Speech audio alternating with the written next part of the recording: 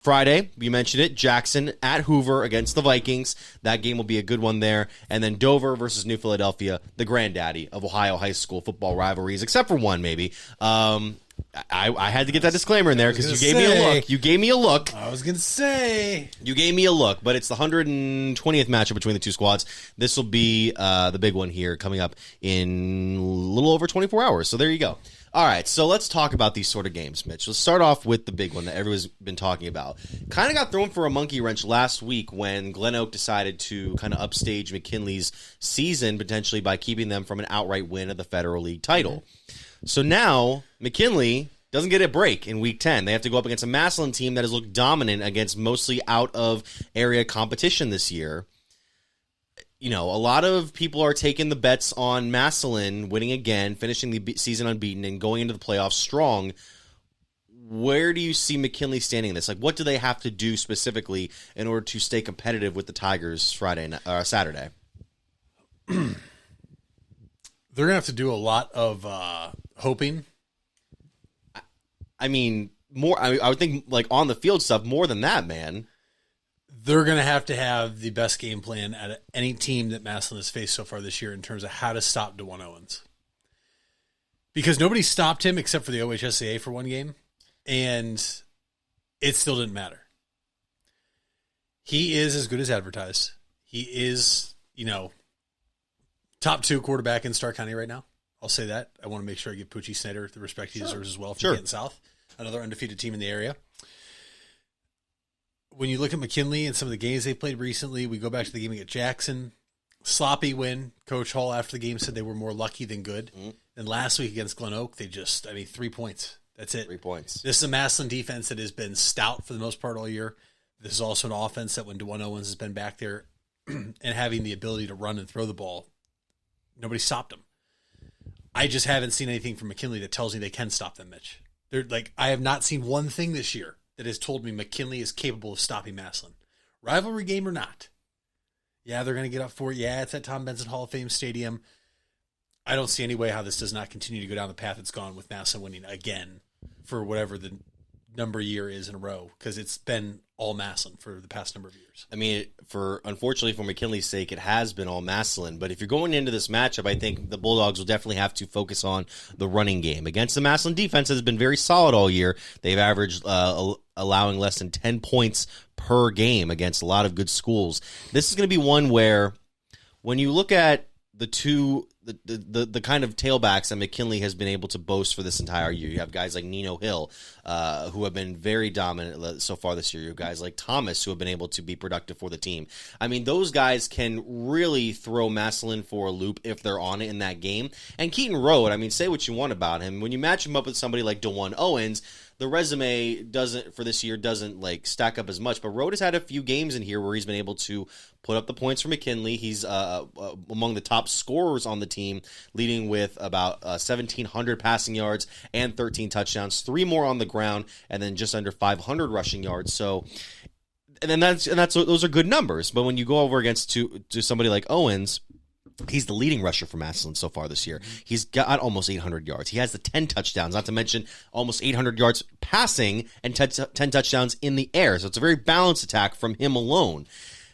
But even with that, I mean, we got to talk about some of the guys that Massillon's been able to boast for this entire year. I mean, their defense especially. We mentioned if McKinley can get the run game going, it could be a very difficult game for Massillon, but that defense otherwise has been pretty stout the entire year. We literally saw a team jump out 14-0 against a defense that people thought was going to be, one of these top defenses. And You're sitting there in the first quarter thinking, okay, maybe Massillon isn't this good. And then they flipped a switch. And it took them a little bit, right? You're playing a team from out of state in Georgia week 1. So, yeah, the film and everything is a little different. They play different styles. But McKinley is going to have to hope the offensive line plays their best game of the year. They create holes for Nino Hill and Keaton Road to scramble. And McKinley is going to have to control the clock. That is the only way possible, Mitch. I can see the McKinley Bulldogs having a chance tomorrow. And even if they control the clock, can the McKinley defense stop Massillon? I don't know if they can. Nobody's been able to stop Massillon for the most part this year. Definitely not in the loss column. Nah, yeah, that's where it's going to be really tricky because going through all the names here, we mentioned guys for McKinley, like Dante McClellan, who has been a very good player for them this year. Kayvon McNeil has 13 tackles for loss, 9 sacks for McKinley this year. But even again with that, Massillon's got a tough defense that can work wonders against this McKinley squad. And both teams are good, but these are two good teams going into the final week of the season. It's not like one team's having a huge off year, but yeah, it's going to be a test for Canton McKinley this week. Now, going over to the other matchups here in the area, I mean, we mentioned the game that we will be covering Friday night. It's going to be Jackson up against Hoover. I mean, Jackson was able to get the win last week, and then, Hoover has been kind of here and there. They've lost 4 out of their last 5 games, but I'm curious as to see if the Vikings, like where their standing might be if they were to say lose to Jackson. Jackson's pretty much into the Division I, Region I playoffs. They're currently 9th in the standings, I believe. They could even get as high as 6 if they were to win Friday. The Vikings are 14th, and under the current rule, I believe it's 16 teams get into the playoffs this year. That's going to be tricky for Hoover if they ended up losing. It's obviously based on quality of loss as well, right, because they want to get the computer votes as well. I mean, Hoover, how does Hoover break out of this funk that they've been in? We mentioned those 4 out of 5 losses. Well, it all starts with Carson Derlin. And if he's available to play or if he is out for an extended period of time, because now you're talking about not only having to throw somebody else in there instead of your Division I recruit, but this late in the season with minimal reps for that backup quarterback. That's a tough spot. I don't care what team you are. I don't care how good you are or how talented you are. That's a very tough spot. You look at somebody like Lucas Eckerman for Jackson. It was week 7 or 8 last year. He got thrown into the fire. Yep. And then, he just completed what was really his first full season of being a starting quarterback for Jackson. And he did very well, but at the same time, it's just, if Hoover doesn't have Derlin, I think it makes them very one-dimensional. Now, this is a team, though, Mitch, that still put up 34 points last week and lost. So, at the same time, the offense looks like it's capable, but they gave up 41 points to Green, who's also without their starting quarterback. So what does that say about the defense as well? Now, listen, it is a rivalry game. Everything's off the table, or everything's on the table, whichever one you want to say. Either way. I've seen it before many times. When I was in high school, Jackson can have the better team. Hoover wins. Hoover had the better team. Jackson wins. It is literally the epitome of a rivalry game. It does not matter what the records are. These two teams do not like each other. The communities for one night apart do not like each other. It's the battle of the railroad, and it's going to be a game. And you best believe that the two coaches know it too, as they're both alumni from those schools. So you want to talk about having that rivalry ingrained in you. Jay Rohr knows what he's doing. Coach Baum knows what he's doing. They know how important this game is.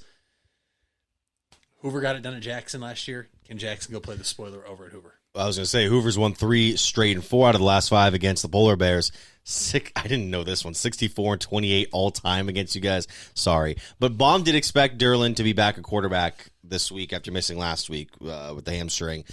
So Brower will be moved back to wide receiver after taking quarterback duties last week.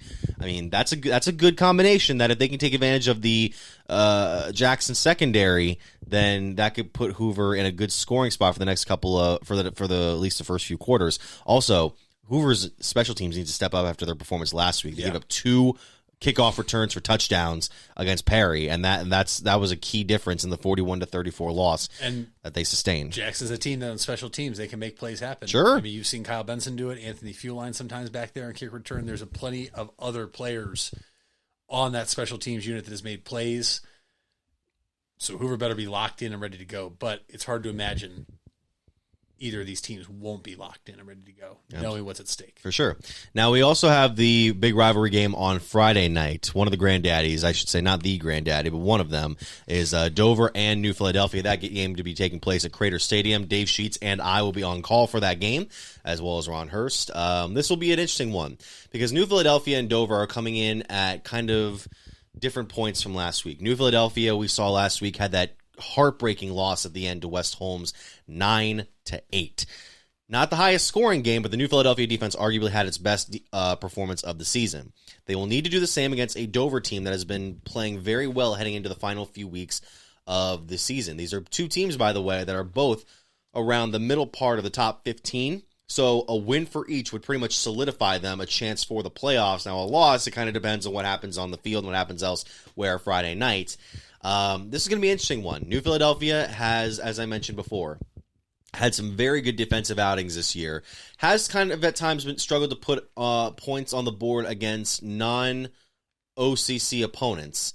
But if you can get Keaton Fossil going in the first half, if you can have Etney Richardson have a little more production like he had at the end tail of last week's game, that could do wonders for New Philadelphia. Now, Dover's had a few good wins this year, and they're going to have a lot of guys who are going to be on that field Friday night.